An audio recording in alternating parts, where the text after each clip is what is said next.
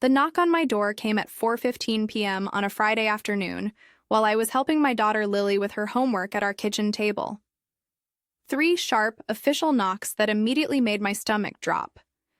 "Mommy, someone's at the door," Lily said, looking up from her math worksheet with those big blue eyes that reminded me so much of her father. I wasn't expecting anyone. My heart started racing as I peered through the peephole and saw a woman in a navy blazer holding an official-looking folder. Behind her stood a man with a clipboard, both wearing serious expressions that screamed government officials. "Ms. Sarah Chen, I'm Patricia Williams from Child Protective Services. We need to speak with you immediately regarding some concerning reports about your daughter's welfare and your fitness as a parent." The world tilted. My knees went weak. Child Protective Services? At my door? About my parenting? There must be some mistake, I managed, my voice barely a whisper. "Ma'am, we have detailed reports from a family member claiming you're struggling with substance abuse and that your daughter is being neglected. We're required by law to investigate all reports thoroughly." A family member. My blood turned to ice as I realized exactly who had done this to us. My own sister Jessica had just destroyed my life. Jessica and I used to be inseparable. Growing up, we shared everything: clothes, secrets, dreams about our future families. She was my maid of honor when I married David, and I was hers when she married Tom 3 years later. We always said our kids would grow up like siblings, spending holidays together, sharing family traditions. But life had taken us down very different paths. After David died in that motorcycle accident when Lily was just 3, I struggled. I won't lie about that. The grief was overwhelming, the single parenting was exhausting, and yes, I went through a period where I relied on wine to get through the hardest nights. But I got help. I went to therapy, attended grief support groups, and slowly rebuilt our life. Jessica, meanwhile, had everything handed to her. Tom's family had money, lots of it. They lived in a mansion across town, drove luxury cars, and sent their twin boys, Connor and Kyle, to expensive private schools. Jessica never had to work, never struggled to pay bills, never worried about choosing between groceries and the electric bill. But instead of being supportive during my darkest time, Jessica became judgmental. She'd make comments about Lily's clothes from Target instead of boutique stores. She'd criticize my parenting choices, saying things like, "Well, if you can't afford dance classes, maybe Lily could do something less expensive." The breaking point came 3 months ago during Easter dinner at Jessica's house. Lily spilled grape juice on their white carpet, and Jessica completely lost it. "This is exactly why I worry about you, Sarah," she said in front of the entire family. "You can't control your own child, you can barely control yourself. Look at this mess." I packed up our things and left immediately, Lily crying in the back seat as we drove home.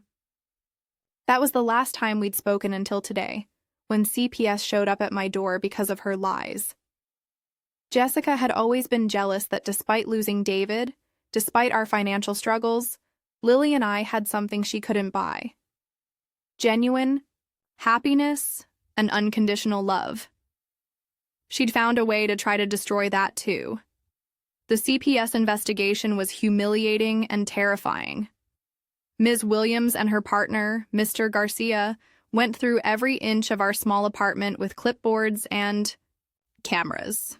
They opened our refrigerator, checked the expiration dates on our food, examined Lily's bedroom, and asked invasive questions about our daily routines. The report we received claims your daughter frequently comes to school hungry, wearing dirty clothes, and has mentioned that mommy sleeps a lot during the day, Ms. Williams explained, reading from her file. There are also allegations of alcohol bottles visible throughout the home and inappropriate supervision. I felt sick. None of it was true. Lily ate breakfast every morning, usually cereal or toast because that's what we could afford, but she was never hungry. Her clothes were clean, even if they came from thrift stores, and I'd been sober for over 2 years, attending AA meetings religiously. Who made these reports? I asked, though I already knew the answer. I can't disclose that information, but it was someone who claims to have regular contact with your family and has observed these conditions firsthand. The interview with Lily was the worst part. They spoke to her alone in her bedroom while I waited in the kitchen, my heart pounding. I could hear her little voice through the thin walls, confused and scared, asking why strangers were asking about our private life. When they finished, Ms. Williams found me sitting at our kitchen table, tears streaming down my face. "Your daughter appears healthy and well cared for," she admitted. Her answers don't match the allegations we received. However, we're required to complete our investigation fully. We'll need to speak with her teacher, conduct a home visit next week, and you'll need to submit to random drug testing. "Ms. Williams," I said, my voice shaking with anger and desperation. "My sister Jessica Morrison made these reports. She's been harassing our family since Easter. She's upset because I wouldn't let her continue criticizing my parenting in front of my daughter." Ms. Williams made a note. "False reporting is a serious offense, Ms. Chen.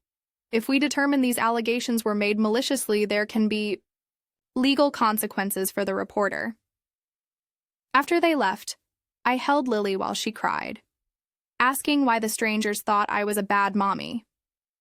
That's when I made my decision. Jessica had crossed a line that could never be uncrossed. She'd traumatized my child and tried to have her taken away from me. This meant war. That night, after Lily was asleep, I started digging into exactly what Jessica had told the school and CPS. I called Lily's teacher, Mrs. Patterson, who was shocked to hear about the investigation. "Sarah, I never spoke to anyone about concerns regarding Lily," she said, confused. "Lily is one of my most well-behaved students. She's always clean, always has lunch, and never seems neglected. Someone claiming to be your sister called me 3 weeks ago asking about Lily's behavior and home situation.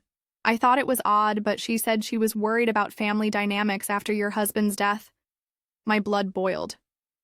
Jessica had pumped Lily's teacher for information, then twisted innocent details into allegations of neglect. What exactly did she ask about? Well, she mentioned that Lily sometimes seemed tired in class and asked if I'd noticed signs of neglect. When I said Lily occasionally looked sleepy during our afternoon reading time, she started asking about her clothes, her lunch, her behavior. I told her Lily was a delightful child, but she seemed to be fishing for problems that don't exist. I thanked Mrs. Patterson and immediately called Jessica. She answered on the second ring, her voice sickeningly sweet. "Oh, Sarah, how are you? I was just thinking about you and little Lily."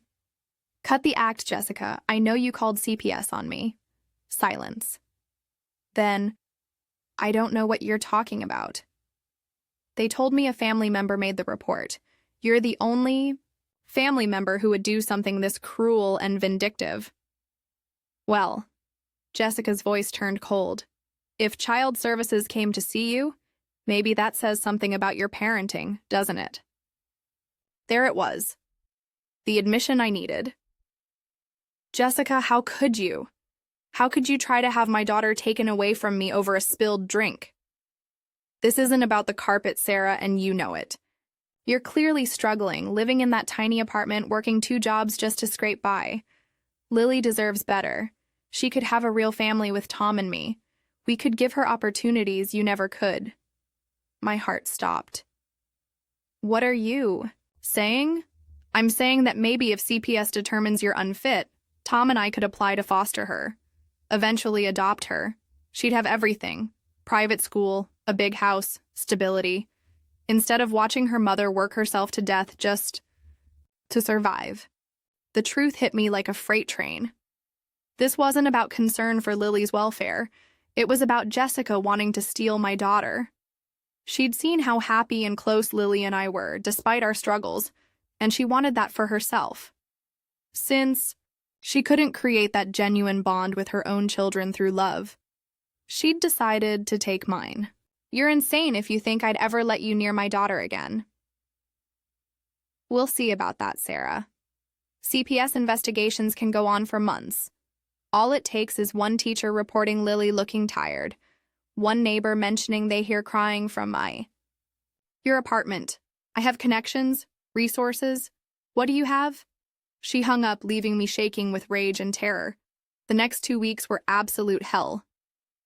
Jessica escalated her campaign systematically, and I felt like I was drowning in false accusations and manufactured evidence.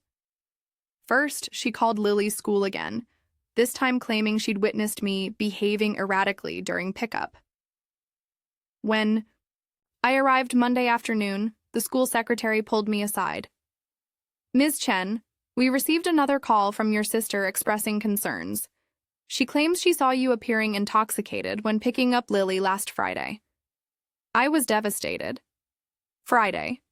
I'd been exhausted from working a double shift, but completely sober. Jessica had been watching, waiting for any moment that could be twisted into evidence against me. Then came the anonymous complaints to our apartment management. Suddenly, I was receiving noise violation warnings for loud parties and inappropriate behavior that never happened. Our upstairs neighbor, Mrs. Rodriguez, was confused when management questioned her about noise from our unit. "Sarah's the quietest tenant in the building," she told me. "She works so hard, and Lily is such a well-behaved child. Someone's making false reports." Jessica had figured out that she could create a paper trail of complaints without having to sign her name to them. Each report made CPS's file thicker, made me look more unstable. The breaking point came when Lily started having nightmares. Not about CPS. She'd mostly forgotten about that scary day. She was having nightmares about Aunt Jessica. "Mommy," she said one morning over breakfast, "Aunt Jessica called me yesterday when I was walking home from Emma's house. She said I might get to come live with her and Uncle Tom soon. She said you might be too tired to take care of me anymore." My hands started shaking. "What else did she say, baby?" "She said if anyone asks me questions about you, I should tell them the truth about how sad you get sometimes. She said it would help you get better." Jessica was coaching my 6-year-old daughter to testify against me. She was manipulating a child's innocent honesty to build her case for taking custody. That afternoon, I received a call from CPS scheduling. Another home visit. This time, they wanted to interview Lily again, and they mentioned that additional concerns had been reported by the same family member. "Ms. Chen," Ms. Williams said, "I have to ask, are you currently taking any medication for depression or anxiety? The reports suggest you may be struggling with mental health issues that could affect your ability to parent." I was trapped.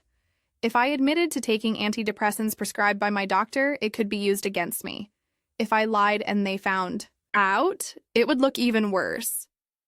"I take medication prescribed by my physician for grief counseling," I said carefully. "We'll need documentation from your doctor, and we may require a psychological evaluation."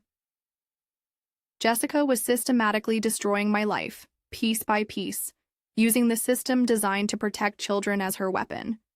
But she'd made one crucial mistake. She'd underestimated how far a mother would go to protect her child.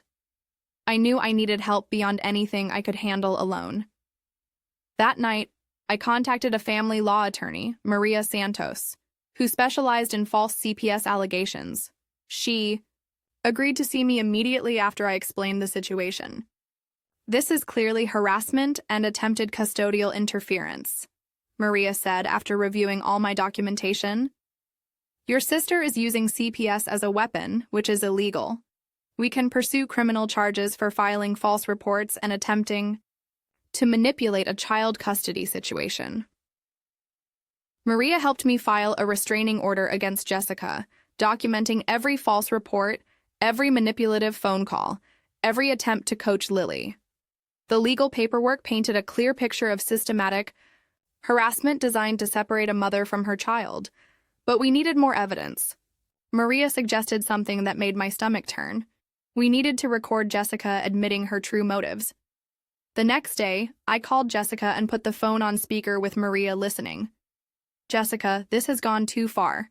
CPS is threatening to remove Lily from my home based on your lies. They're not lies, Sarah. You're struggling, and Lily deserves better. Better like what? Better like living with you instead of her actual mother? Well, yes. Tom and I have discussed it. We could provide Lily with everything you can't.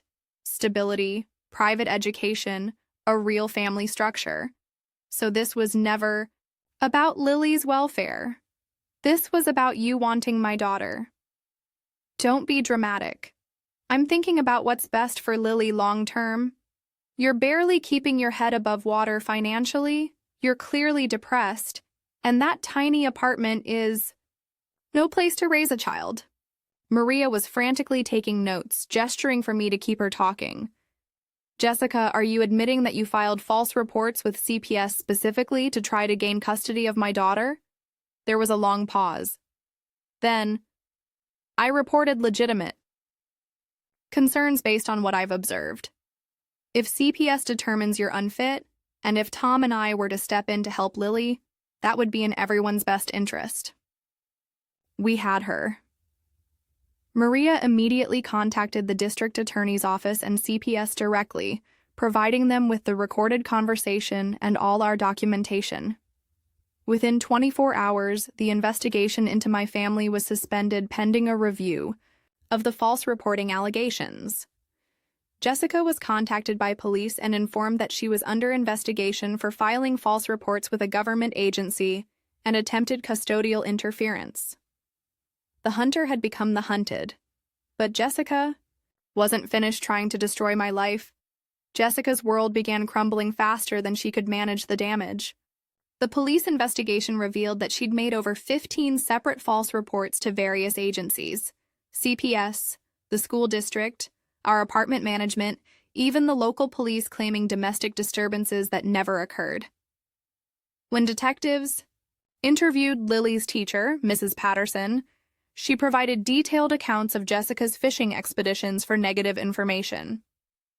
The school principal was horrified to learn their reporting system had been manipulated and immediately implemented new protocols for handling family-related concerns. But Jessica's biggest mistake was involving Tom's family money in her scheme. The investigation revealed that she'd hired a private investigator to follow me and photograph any moment that could be taken out of context. She'd paid him to document my grocery shopping, work schedule, and social interactions, building a false narrative of neglect and instability. Tom was devastated when the truth came out. During the police interviews, he revealed that Jessica had been increasingly obsessed with Lily, constantly comparing her own twins unfavorably to my daughter.